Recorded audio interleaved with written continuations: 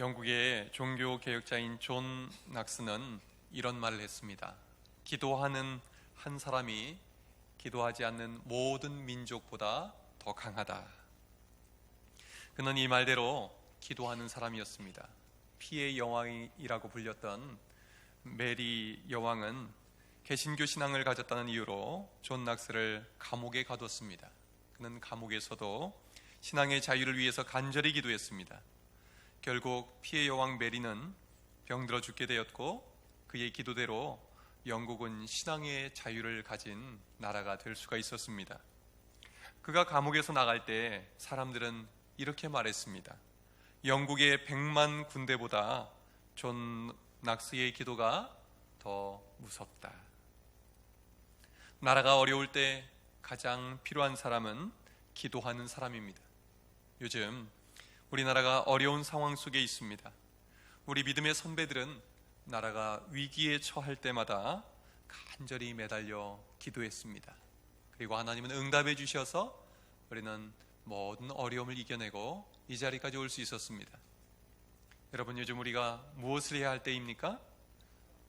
그렇지요. 나라와 민족을 위해서 간절히 기도할 수 있길 바랍니다.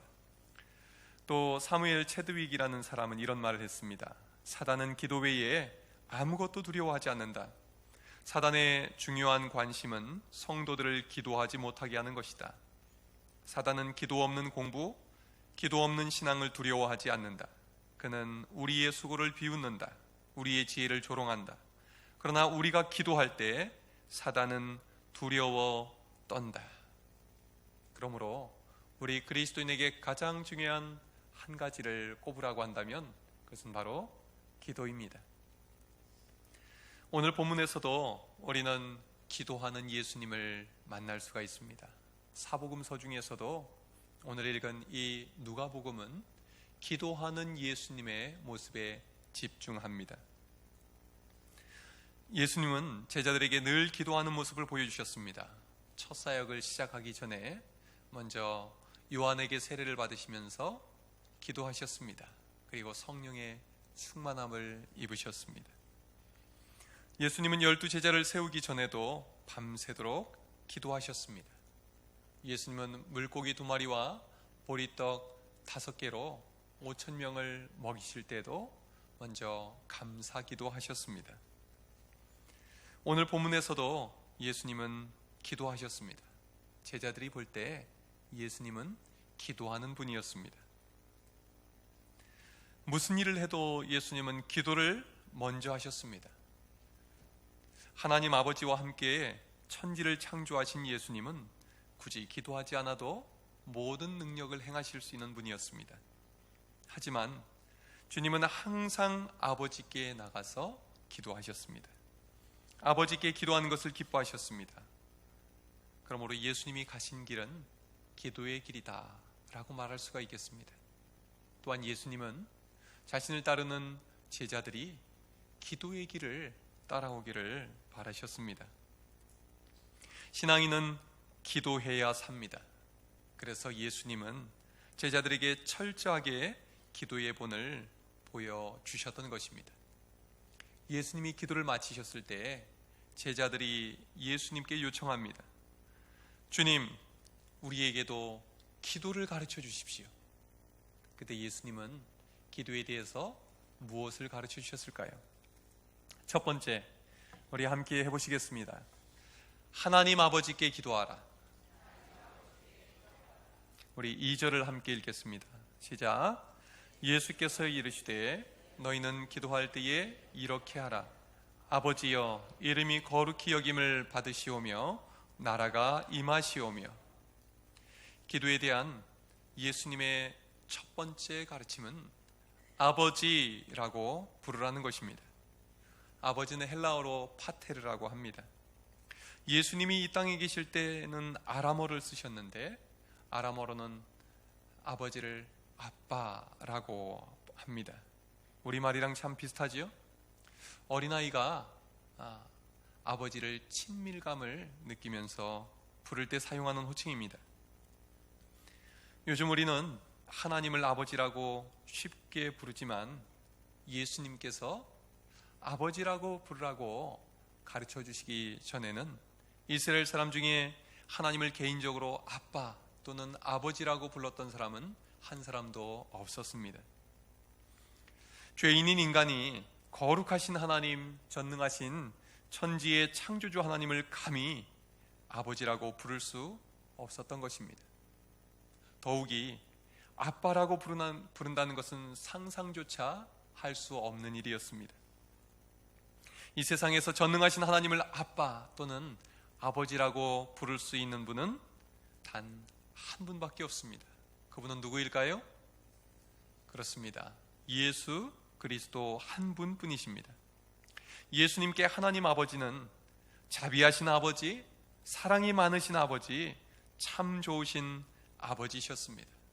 하나님 아버지께서는 그 아들 예수 그리스도께서 간구하는 것마다 다 들어 응답해 주셨습니다.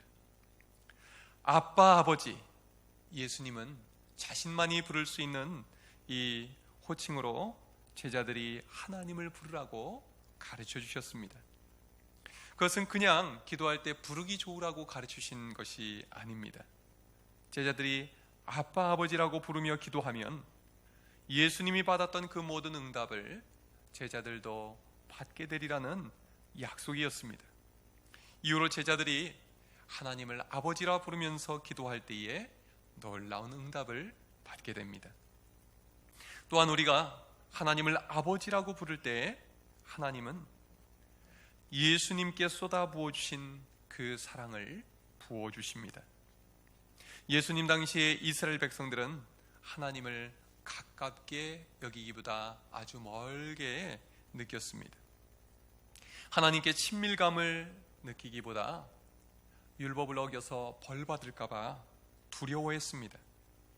당시 이스라엘 백성들의 하나님은 높고 높은 하늘 보좌 위에서 불꽃 같은 눈으로 낮고 낮은 인간들을 바라보시는 심판자로 여겨졌습니다.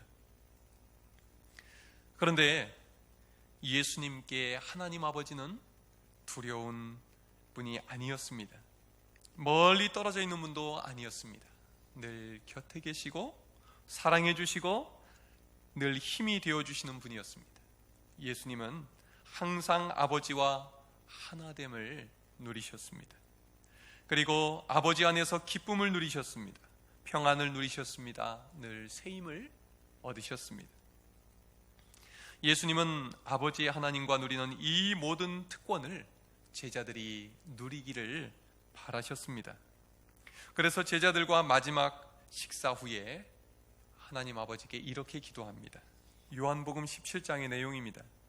아버지여, 아버지께서 내 안에, 내가 아버지 안에 있는 것 같이 그들도 다 하나가 되어 우리 안에 있게 하사 세상으로 아버지께서 나를 보내신 것을 믿게 하옵소서. 아버지가 내 안에, 내가 아버지 안에 있는 것처럼 저의 제자들도 아버지 안에 있게 하여 주십시오. 아버지는 우리 제자들 안에 계셔 주시기를 원합니다. 기도했던 겁니다. 또 이렇게 기도하십니다. 아버지여, 내게 주신 자도 나 있는 곳에 나와 함께 있어 아버지께서 창세전부터 나를 사랑하심으로 내게 주신 나의 영광을 그들로 보게 하시기를 원하옵나이다. 예수님은 자신이 아버지께 받은 그 모든 사랑을 제자들도 받기를 원하셨던 것입니다. 또한 예수님은 자신이 아버지와의 관계 속에서 누리는 그 기쁨을 제자들이 누리기를 원하셨습니다. 아버지께서 아들인 자신에게 주시는 놀라운 능력과 특권을 제자들도 누리기를 원하셨던 것입니다. 그래서 예수님은 자신만이 부를 수 있는 호칭, 아빠, 아버지라는 호칭으로 하나님을 부르라고 제자들에게 가르쳐 주신 것입니다. 이렇게 해서 우리는 하나님을 아버지라고, 그것도 가장 친밀하게 부를 수 있는 아빠, 아버지라고 부를 수 있게 된 것입니다. 우리가 하나님을 아빠, 아버지라고 부를 수 있게 된 것은 인류 역사상 일어난 가장 놀라운 사건입니다. 인간은 하나님처럼 될 수 있다는 유혹에 빠져서 창조주 하나님을 배반하고 선악과를 따먹었습니다. 그 죄를 지은 결과 인간은 에덴 동산에서 쫓겨나게 되었고 영원한 멸망에 떨어지게 됐습니다. 그러나 사랑의 하나님은 자신의 피조물을 그대로 멸망하도록 내버려 두실 수가 없었습니다. 그래서 죄인들을 구원하시고 자녀 삼으시기로 결정하셨습니다. 하지만 하나님은 그 대가를 크게 치르셔야만 했습니다. 우리의 죄값을 치르기 위해서 죄가 없으신 하나님의 아들을 내어주셔야만 했던 것입니다. 우리가 하나님을 아버지라고 부르게 된 것은 거저된 것이 아닙니다. 하나님의 아들이 하늘 보좌를 버리시고 낮고 천한 이 땅에 내려오셔서 십자가 위에서 그 값을 다 지불하셨기 때문에 가능한 일이었던 것입니다. 그러므로 여러분, 우리가 하나님을 아버지라고 부를 때마다 우리 위에 고난당하신 예수님을 기억하시기 바랍니다. 아버지라는 이 호칭은 예수님이 우리 대신 버림받으시고 죽으심으로 우리에게 주신 가장 귀한 선물입니다. 그래서 우리가 하나님 아버지께 예수 그리스도의 이름으로 기도할 때 응답해 주시는 것입니다. 우리의 기도가 응답되는 것은 우리가 기도를 잘해서가 아닙니다. 우리의 믿음이 좋아서도 아닙니다. 우리를 하나님 자녀 삼아주시기 위해서 고난당하시고 십자가에 달려 죽으신 예수님 때문에 아버지께서는 우리의 기도에 응답해 주시는 것입니다. 여러분, 예수님께서 가르치신 대로 기도합시다. 아버지 하나님께 기도합시다. 예수님을 내어주시고 우리를 자녀 삼아주시기까지 우리를 사랑하신 아버지께 기도합시다. 그러면 예수님께 모든 응답을 주신 하나님 아버지께서 우리의 기도에 응답해 주실 줄로 믿습니다. 다음으로 주님은 제자들에게 기도에 대해서 무엇을 가르쳐 주셨습니까? 함께 해보겠습니다. 끈질기게 기도하라. 8절 같이 읽겠습니다. 시작. 내가 너희에게 말하노니 비록 벗됨으로 인하여서는 일어나서 주지 아니할지라도 그 간청함을 인하여 일어나 그 요구대로 주리라. 여기에서 간청함이라는 말을 우리는 주목해 봐야 됩니다. 간청함이라는 말은 끈질기게 졸라대는 것, 귀찮게 졸라대는 것, 부끄러운 줄 모르고 당당하게 요구하는 것이라는 의미를 가지고 있습니다. 예수님의 첫 번째 가르침이 누구에게 기도하는가에 초점을 두었다면 두 번째 가르침은 어떻게 기도해야 하는가에 초점이 맞추어져 있습니다. 어떻게 기도해야 합니까? 끈질기게 기도해야 합니다. 5절부터 8절에는 하나의 비유가 나옵니다. 한 사람이 밤중에 친구 집에 찾아갔습니다. 문이 잠겨 있습니다. 얼마나 늦은 시간이었는지 불도 꺼져 있고 다 잠이 들어 있었습니다. 그런데도 실례를 무릅쓰고 문을 두드리면서 말합니다. 여보게 빵 3덩이만 구워주게. 우리 집에 손님이 왔는데 대접할 게 없어서 그러네. 여러분, 밤에 다 가족들도 잠들고 고난 잠이 들어있는데 누군가 문을 두드리면서 이런 얘기를 한다면 어떤 마음이 들겠습니까? 몹시 마음이 불쾌하겠지요? 불편할 것입니다. 아마 대꾸도 안 하고 못 들은 척하고 잘 것입니다. 그런데 이 친구가 포기하지 않습니다. 여보게 제발 부탁이네. 떡 3덩이만 구워주게. 한두 번 하다가 돌아갈 줄 알았는데 계속 두드립니다. 참다 못한 친구가 말합니다. 귀찮게 굴지 좀 말게. 벌써 문을 닫아 걸고 아이들도 다 잠자리에 들어서 일어날 수가 없네. 이거 너무한 것 아닌가? 그만 돌아가게. 그러면 부끄러워서라도 돌아갈 줄 알았습니다. 그런데 돌아가지를 않습니다. 보아하니 빵을 주지 않으면 밤새 두들길 것 같습니다. 잠을 잘 수가 없겠지요. 그래서 결국 일어나서 빵을 내어줍니다.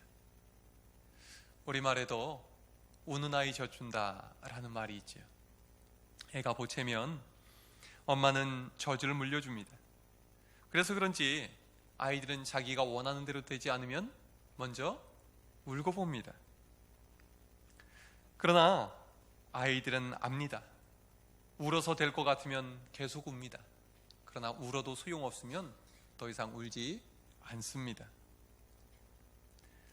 그러니까 때를 쓰면서 계속 우는 아이들은 믿음을 가지고 있는 겁니다. 믿음이 좋은 거지요. 내가 계속 울면 내가 원하는 걸 얻을 수 있다.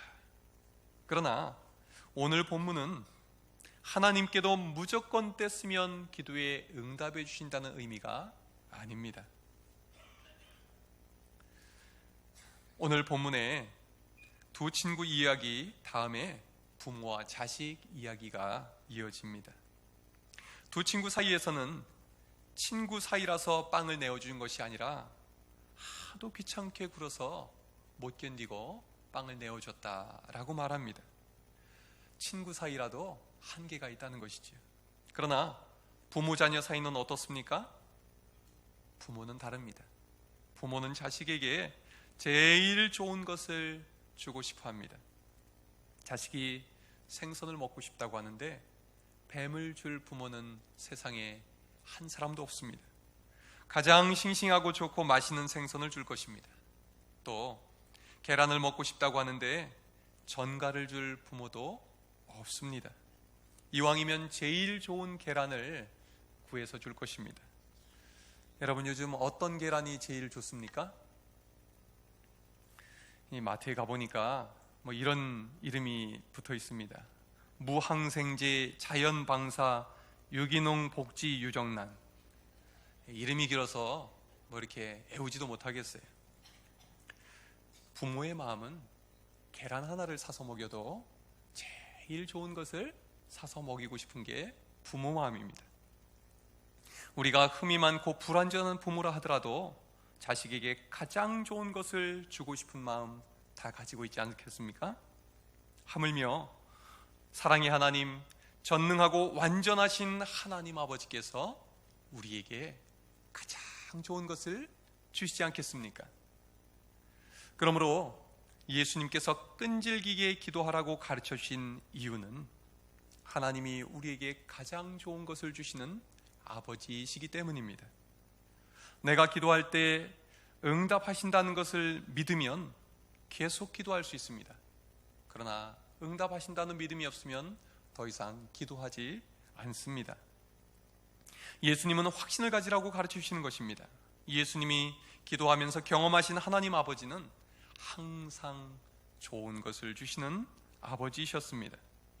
때로는 기다려야 할 때도 있지만 언제나 아버지는 가장 좋은 때에 가장 좋은 응답을 주셨던 것입니다. 이런 기도의 경험이 쌓이고 쌓여서 예수님은 도저히 받아들이기 힘든 십자가의 죽음 앞에서도 아버지를 신뢰하고 끈질기게 기도할 수가 있었던 것입니다. 저희 집에는 끈질기게 잘 조른 아이가 하나 있습니다. 막내딸입니다. 막내딸은 자기가 원하는 것이 생기면 그때부터 조릅니다. 안 된다고 하면 포기하는 것이 아니라 다음에 또 말합니다. 어떨 때는 1년 내내 조른 적도 있습니다. 최후의 수단은 생일 선물입니다. 자기 생일에 다른 선물 주지 말고 자기가 원하는 그거 사달라는 거예요. 처음에는 별 필요가 없어 보여서 안 된다고 하지만 그렇게 소원이라는데, 그것도 생일 선물로 사달라는데 결국은 그 소원을 들어주곤 합니다. 그러나 포기하지 않고 조르니까 사주는 것이 아닙니다. 더 중요한 이유가 있습니다. 아빠 엄마에 대한 믿음을 갖고 있기 때문입니다. 아빠 엄마는 날 이뻐하니까, 나를 사랑하니까 내가 사달라고 하면 꼭 사줄 거야. 그 믿음을 가지고 생글생글 웃으면서 너무나 당당하게 요구하니까 바로 그 신뢰에 응답하게 되는 것입니다. 여러분, 우리가 끈질기게 기도할 수 있는 이유는 무엇입니까? 우리의 의지력 때문이 아닙니다. 내 믿음이 좋기 때문도 아닙니다. 그것은 바로 우리 하나님 아버지의 신실하심 때문입니다. 우리를 실망시키지 않으시는 하나님, 우리에게 가장 좋은 것을 주시는 아버지에 대한 믿음이 있으면 우리는 끝까지 기도할 수 있는 것입니다. 이런 찬양 가사가 있지요. 하나님 사랑의 눈으로 너를 어느 때나 바라보시고 하나님이 인자한 귀로서 언제나 너에게 기울이시니 어두움에 밝은 빛을 비춰주시고 너희의 작은 신음에도 응답하시니 너는 어느 곳에 있든지 주를 향하고 주만 바라볼지라.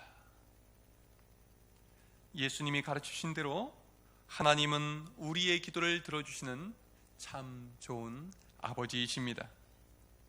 이 사실을 믿고 또한 언제나 좋은 것을 주시는 아버지심을 믿고 끈질기게 기도하여서 하나님의 응답 받으시는 여러분들 되시길 바랍니다. 마지막으로 예수님은 어떤 기도를 가르쳐 주십니까? 함께 해보겠습니다. 성령 받기를 기도하라.